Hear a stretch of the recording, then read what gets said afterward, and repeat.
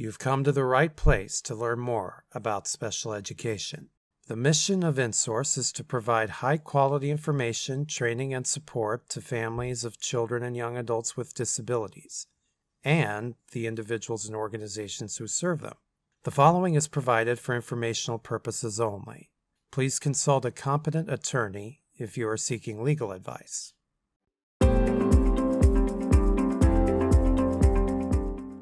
Shortened day.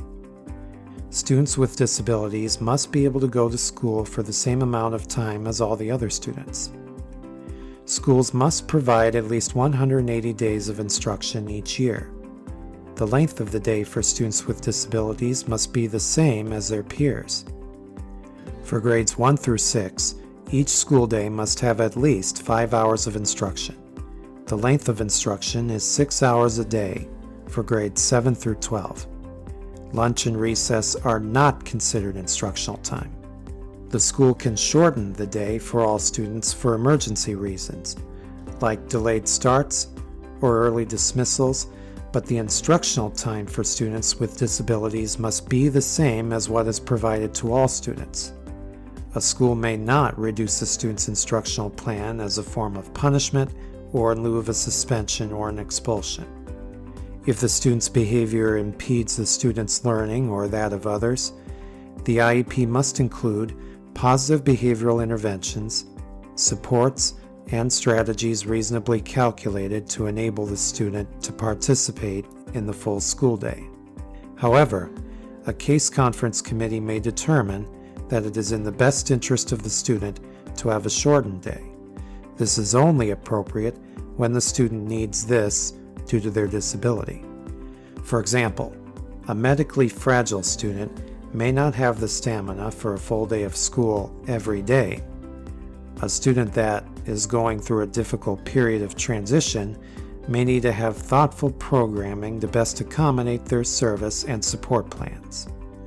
Shortened days should not be due to the capacity of the school to handle the student or the lack of trained staff to work with the student. Shortened days cannot be used to keep the student out of trouble or prevent the student from getting a record. The decision should be based on the disability needs of the student, not the needs of the school. When a student's school day is shortened due to their disability, the student's IEP must include an explanation of why and how the shortened day will help the student. The IEP must explain the growth and progress that is expected because of shortening the student's school day. There must also be a plan for the student's return to school for a full day as soon as possible. Usually, a shortened day should only be in place for a limited amount of time.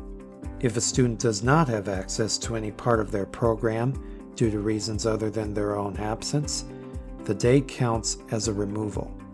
For example, a removal is counted if a student is sent to the office or sent home early due to a disciplinary issue. A student can only have a removal on 10 days during the year before the school must consider if there is a pattern and may hold a conference to determine if the behavior is related to the student's disability or the implementation of the IEP. This is a complex process, explained in the video Understanding Manifestation Determination.